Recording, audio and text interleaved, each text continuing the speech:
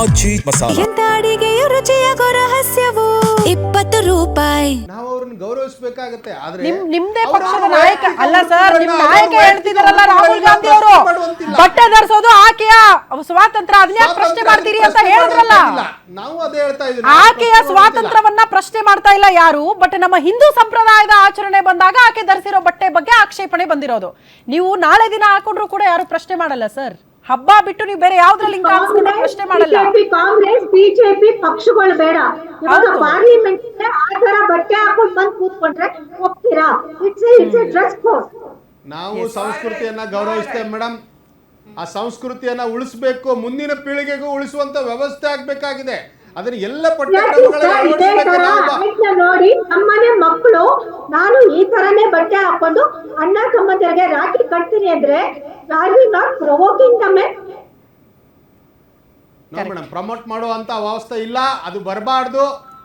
ಮುಂದಿನ ಪೀಳಿಗೆಗೂ ನಮ್ಮ ಸಂಸ್ಕೃತಿ, ದೇಶದ ಸಂಸ್ಕೃತಿ, ಆಚಾರ ವಿಚಾರಗಳನ್ನ ಉಳಿಬೇಕು ಅನ್ನೋದು ಸಹ ನಮ್ಮ ಉದ್ದೇಶ. ಆದರೆ ಅವರು ವೈಯಕ್ತಿಕ ವಿಚಾರಗಳಲ್ಲಿ ಅವ್ರು ಮಾಡಿರೋದು ಸರಿಯಲ್ಲ ಅನ್ನೋದನ್ನು ನಾನು ಸ್ಪಷ್ಟಪಡಿಸ್ತೇನೆ. ಓಕೆ ಸುಮಾ ಮ್ಯಾಮ್, ಮತ್ತೇನು ರಿಯಾಕ್ಷನ್ ಇದೆಯಾ? ವಾಪಸ್ ಬರ್ತೀನಿ, ನಿಮ್ಮನ್ನ ಮಾತಾಡಿಸ್ತೀನಿ ನಾನು.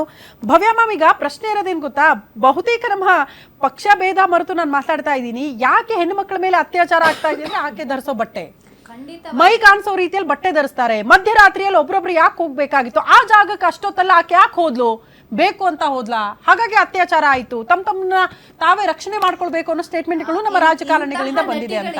ಈಗ ಒಂದು ಆಡ್ ಇರ್ಬೋದು, ಅದೇನಾಗತ್ತೆ, ಆ ಉಡುಪು ಇದೆ ಅಲ್ಲ ಅದನ್ನ ಎಲ್ಲೋ, ಅಥವಾ ಈಗ ನಾವು ಸಹ ಮೊದಲು ಗೋವಾದಲ್ಲಿ ಹಲವಾರು ಜಾಗದಲ್ಲಿ ನಾವೊಂದು ಕ್ಯಾಂಪೇನ್ ಮಾಡಿದ್ವಿ, ನಾವು ರಣರಾಗಿಣಿ ಮಹಿಳಾ ಶಾಖೆಯಿಂದ. ಅಂದ್ರೆ ಈ ಅಶ್ಲೀಲ ಹೋಲ್ಡಿಂಗ್ಸು, ಅಶ್ಲೀಲವಾದ ಬಟ್ಟೆ, ಈ ಆಡ್ಸ್ ಇಂದಿದೆಲ್ಲ ಸ್ಟಾಪ್ ಮಾಡಿ ಅಂತಲ್ಲ, ಎಷ್ಟು ಹೋಲ್ಡಿಂಗ್ಸ್ ಅನ್ನ ನಾವು ತೆಗೆಸಿದ್ದೇವೆ. ಯಾಕಂತ ಹೇಳಿದ್ರೆ ಅದು ಏನೀಗ ಮಧ್ಯರಾತ್ರಿ ಕುಡ್ಕೊಂಡು ಅವ್ರಿಗೇನು ಇಚ್ಚಿರೋದಿಲ್ಲ ಹಾಗಿರ್ತಾರೆ. ಆ ಸಂದರ್ಭದಲ್ಲಿ ಅಂತಹ ಇದನ್ನು ನೋಡಿ ಯಾವುದೋ ಒಬ್ಳು ಮುಗ್ಧ ಮಹಿಳೆ ಆಫೀಸಿಗೆ ಹೋಗಿ ಬರ್ತಾ ಇರ್ತಾಳೆ ಅಥವಾ ಕೆಲಸ ಮಾಡಿ ಹೋಗ್ತಾ ಇರ್ತಾರೆ, ಅಂಥವರ ಮೇಲೆ ಇವತ್ತು ಪರಿಣಾಮ ಆಗ್ತಾರೆ.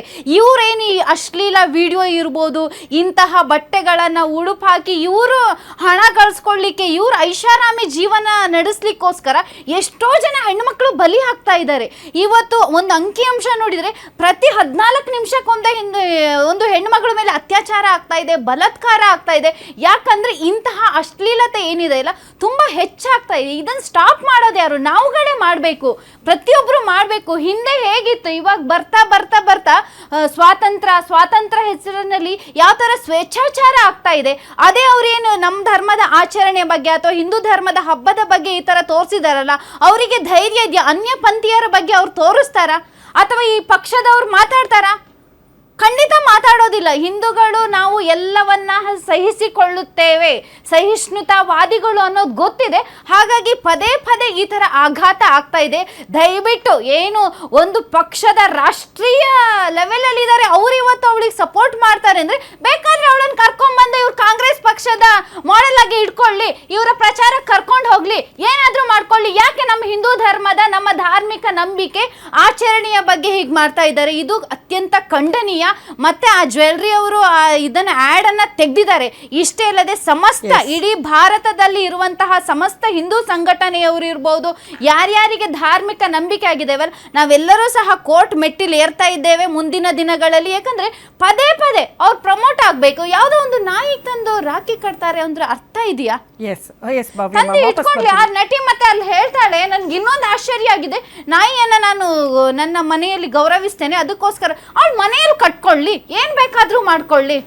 ಯಾಕೆ ನಮ್ಮ ಧರ್ಮದ ಆಚರಣೆ ಅಥವಾ ಅದೊಂದು ಆಡ್ ಆಗಿ ಈ ತರ ಜ್ಯುವೆಲ್ರಿ ಶಾಪ್ ಅವ್ರು ಮಾಡಿದ್ರೆ ಅದು ತುಂಬಾ ವಾಪಸ್ ಬರ್ತೀನಿ. ಭವ್ಯ ಮ್ಯಾಮ್, ಸಾದಿಕ್ ಸರ್ನ ಕೇಳ್ತೀನಿ, ಯಾಕೋ ಹಿಂದೂ ಧರ್ಮದ ಆಚರಣೆಗಳೇ ಪದೇ ಪದೇ ಟಾರ್ಗೆಟ್ ಆಗುತ್ತಪ್ಪ? ನಾವು ಆರಾಮಾಗಿ ಒಂದು ಸಂಭ್ರಮದಿಂದ ಸೆಲೆಬ್ರೇಟ್ ಮಾಡಕ್ ಆಗ್ತಾನೆ ಇಲ್ಲ ನಮ್ಮ ಹಬ್ಬಗಳನ್ನ ಅನ್ನೋ ಪರಿಸ್ಥಿತಿ. ಒಂದು ಕಾಂಟ್ರವರ್ಸಿ ಇರುತ್ತೆ, ಇಲ್ಲ ಅಂದ್ರೆ ಗಲಾಟೆ ಗದ್ದಲಗಳಿಗೆ ಸೀಮಿತ ಆಗೋಗುತ್ತೆ ನಮ್ಮ ಆಚರಣೆಗಳು ಅಂತ. ಮೇಡಮ್, ಇನ್ನೊಂದು ನೋಡಿ, ನಮ್ಮ ಸಿನಿಮಾ ಜಗತ್ತಿದೆ ನೋಡಿ, ಅವ್ರಿಗೆ ಧರ್ಮ ಇದು ಅಂದರೆ ರೆಸ್ಪೆಕ್ಟ್ ಇಲ್ಲ. ಫಸ್ಟು ಪಠಾನ್ ಫಿಲಮ್ನಲ್ಲಿ ದೀಪಿಕಾ ಪಡುಕೋನ್ ಅವರು ಇದು ಯಾವ ಕಲರ್, ಕೇಸರಿ ಕಲರನ್ನು ಬಿಕಿನಿ ಹಾಕ್ಕೊಂಡು ಡ್ಯಾನ್ಸ್ ಮಾಡಿ ಅದು ಇಷ್ಟು ಅಶ್ಲೀಲವಾಗಿ ತೋರಿಸ್ರಲ್ಲ, ಆವಾಗೆ ಸರಿಯಾಗಿ ಕ್ರಮ ತಗೊಂಡಿದ್ದರೆ ಇದೆಲ್ಲ ನಡೀತಾ ಇಲ್ಲ. ಅದಾಗಲಿ ಇನ್ನೊಂದು ಸಿನಿಮಾದಲ್ಲಿ, ಅದು ಆಮಿರ್ ಖಾನ್ ಸಿನಿಮಾದಲ್ಲಿ ಶಿವ ಅವರಿಗೆ ಎಷ್ಟು ಅವಮಾನ ತೋರಿಸಲ್ಲ, ಆವಾಗಲೂ ನೀವೇನು ಮಾಡಲಿಲ್ಲ. ಈಗ ಏನಾಗ್ಬಿಟ್ಟಿದೆ, ಎಷ್ಟು ದೇವತೆಗಳನ್ನು ತಮಾಷೆ ಮಾಡಲಿ ಏನು ಮಾಡಲ್ಲ ಅಂತ ಗೊತ್ತಾಗ್ಬಿಟ್ಟಿದೆ. ಈಗ ರಾಹುಲ್ ಗಾಂಧಿ ಅವ್ರಿಗೆ ರೆಸ್ಪೆಕ್ಟ್ ಇಲ್ಲ ಧರ್ಮಕ್ಕೆ, ಯಾವ ಧರ್ಮಕ್ಕೆ ಅವ್ರಿಗೆ ರೆಸ್ಪೆಕ್ಟ್ ಕೊಡೋಲ್ಲ ಅವರು. ಮುಸಲ್ಮಾನ್ ಧರ್ಮ ಆಗಲಿ, ಹಿಂದೂ ಧರ್ಮ ಆಗಲಿ, ಕ್ರಿಶ್ಚಿಯನ್ ಧರ್ಮ ಆಗಲಿ ಎತ್ತಿಸ್ತಾರ ಅವರು. ಅವ್ರಿಗೆ ಏನು, ಈಗ ಯಾವ ಬಟ್ಟೆನೂ ಹಾಕಲಿ ಹಂಗೆ ಕೂತ್ಕೊಳ್ಳಿ ಪರವಾಗಿಲ್ಲ ಅಂತಾರೆ. ಅದಕ್ಕೆ ನೋಡಿ ಮೇಡಮ್, ಏನು ಫಸ್ಟು ಸೆನ್ಸರ್ ಬೋರ್ಡ್ ಇದೆ ನೋಡಿ ನಮ್ಮ ಭಾರತದ, ಸ್ಟ್ರಿಕ್ಟಾಗಿ ಯಾವ ಧರ್ಮ ಅಗೇನ್ಸ್ಟ್ ಇರುತ್ತೆ ನೋಡಿ ಆ ಸಿನಿಮಾ ಬ್ಯಾನ್ ಮಾಡಬೇಕು, ರಿಲೀಸೇ ಮಾಡಬಾರ್ದು. ಏನಂದರೆ ನೋಡಿ, ಧರ್ಮಕ್ಕೆ ಅವಮಾನ ಮಾಡೋದು ಹೆಂಗೆ ಮೇಡಮ್, ಇದು ಈ ಅಡ್ವರ್ಟೈಸ್ಮೆಂಟು ಟಿ ವಿ ಇದು ಮಕ್ಕಳೆಲ್ಲ ಮನೆಯಲ್ಲಿ ನೋಡ್ತಾರೆ. ಒಂದು ರಾಖಿದು ತೋರಿಸ್ತಾರಂತ ಒಂದು ಭಕ್ತಿ ಇರುತ್ತೆ, ಈದ್ ಮಿಲಾದ್ದು ಅಂತ ತೋರಿಸ್ತಾರೆ, ಅಲ್ಲ ಇದ್ದು ಏನೋ ತೋರಿಸ್ತಾರಂತ ಭಕ್ತಿ ಭಾವನೆ ಥರ ನೋಡ್ತಾರೆ. ಆವಾಗ ಇಂಥ ಡ್ರೆಸ್ ಹಾಕ್ಕೊಂಡು ಒಂದು ಅಣ್ಣನ ಎದುರುಗಡೆ ಕೂತ್ಕೋಬೋದಾ? ಅದಕ್ಕೆ ಸಪೋರ್ಟ್ ಮಾಡ್ತಾರಲ್ಲ, ನಾಚಿಕೆ ಬರಬೇಕು ಮಹಾಂತೇಶ್ ಅವ್ರಿಗೆ, ಇವ್ರು ರಾಹುಲ್ ಗಾಂಧಿ ಅವ್ರಿಗೆ, ಅವ್ರ ಅಂತ ಸಪೋರ್ಟ್ ಮಾಡೋದು ಆದರೆ ನೋಡಿ ಇನ್ನೊಂದು ಮಾತು, ಈಗ ಇವರಿದ್ದಾರಲ್ಲ ಯಾರು ಈ ಕಂಗನಾ ರನಾವತ್, ಅವರು ಏನು ಒಳ್ಳೆಯವರ? ಅವ್ರನ್ನೂ ತುಂಬ ಅವಮಾನ ಮಾಡಿದ್ದಾರೆ ಹಿಂದೂ ದೇವತೆಗಳಿಗೆ. ಹಳೆ ಇದು ಎತ್ತು ನೋಡಿ ಮೇಡಮ್, ಹೆಂಗೆ ಇದು ಅಶ್ಲೀಲವಾಗಿ ಬಿಕ್ನಿ ಹಾಕೊಂಡೆಲ್ಲ ಇದು ಮಾಡಿದ್ದಾರೆ. ಅದಕ್ಕೆ ಅಶ್ವಿನಿ ಮ್ಯಾಮ್ ರಿಯಾಕ್ಷನ್ ತಗೊಳ್ತೀನಿ ನಾನು. ಅಶ್ವಿನಿ ಮೇಡಮ್ ಮಾತಾಡ್ತಾರೆ, ಸಾದಿಕ್ ಸರ್ ವಾಪಸ್ ಬರ್ತೀನಿ ಮ್ಯಾಮ್, ನಿಮ್ದು ರಿಯಾಕ್ಷನ್ ತಗೊಳ್ತೀನಿ ನಾನು.